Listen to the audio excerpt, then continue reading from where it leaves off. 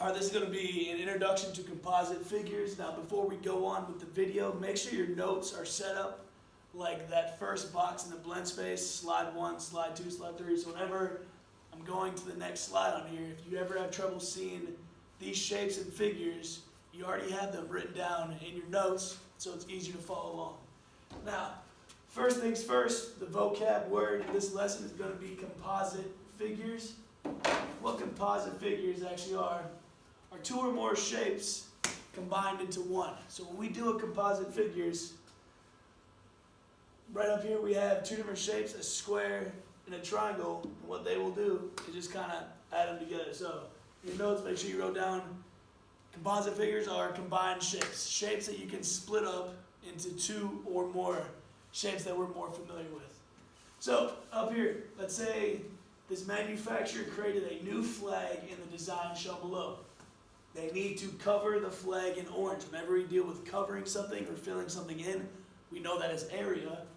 How many square inches, again, square inches tells us we're also doing the area of orange do we need? Well, fill in these numbers in your notebook. You already have drawn the figure, but this is 10 inches by 40 inches. Now, when you look at this flag, we see that we can actually split this up into a rectangle and a sideways triangle. Now, the one measurement that we need is the base of that triangle there. But from basic knowledge of rectangles, opposite sides are the same.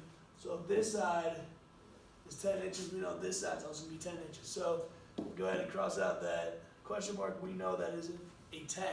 So now find the area of each shape, and with composite figures, we combine them at the end, we add them up. So I know length times width, 40 times 10 gives me 400. And then triangles, 1/2 base times height, or base times height divided by 2. 10 times 6 is 60. Half of 60 is going to give me 30. So I 400 plus 30. The total area of this flag is going to be 430 square inches. Now remember, if I'm moving too fast, go ahead and pause the video. If I'm moving too slow, you can always go ahead and speed through it.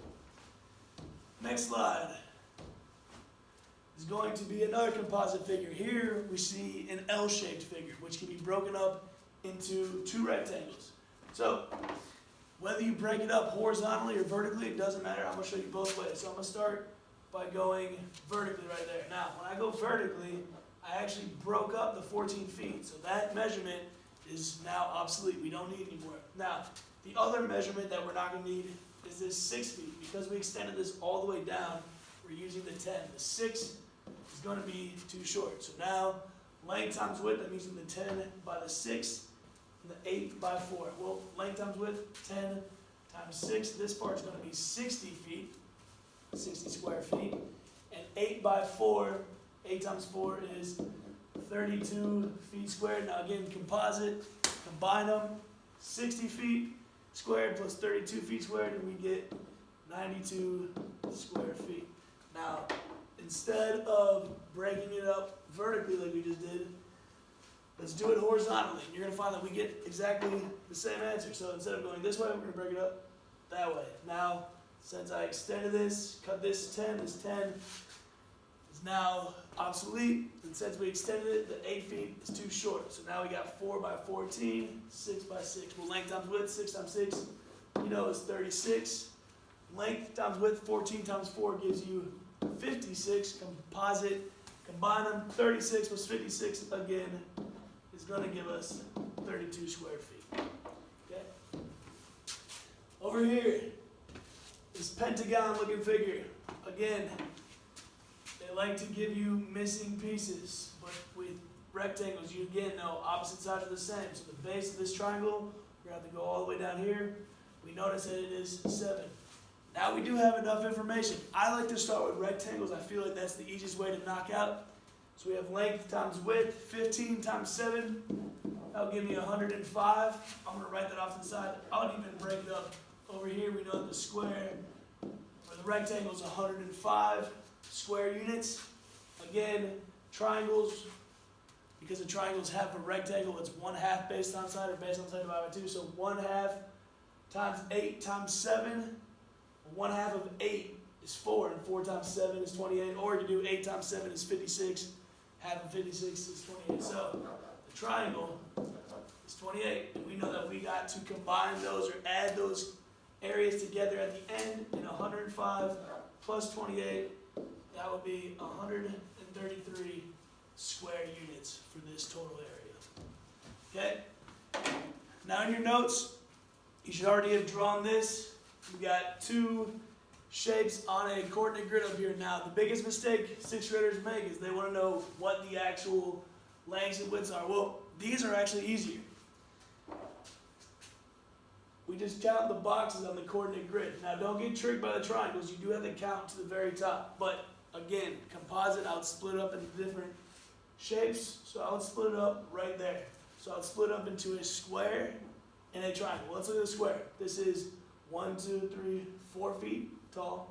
This is 1, 2, 3, 4, not feet. 4 units tall, 4 units across. So 4 by 4, length times width, this is 16 units. Now, way to check your work, the easy thing about a coordinate grid, we can actually count the boxes inside. With a rectangle, it'll give us the exact amount. With a triangle, it won't be exact, but it'll be close because it's kind of hard to count the one the line goes through the middle of one of those boxes. But this is 1, 2, 3, 4, 5, 6, 7, 8, 9, 10, 11, 12, 13, 14, 15, 16. That square has an area of 16 units.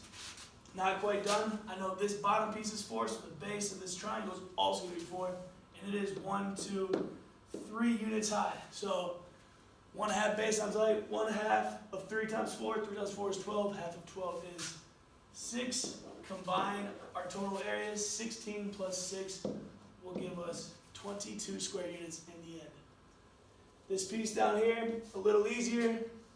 One method would be to just count all the boxes. This one, you will get an exact answer just because it's rectangular.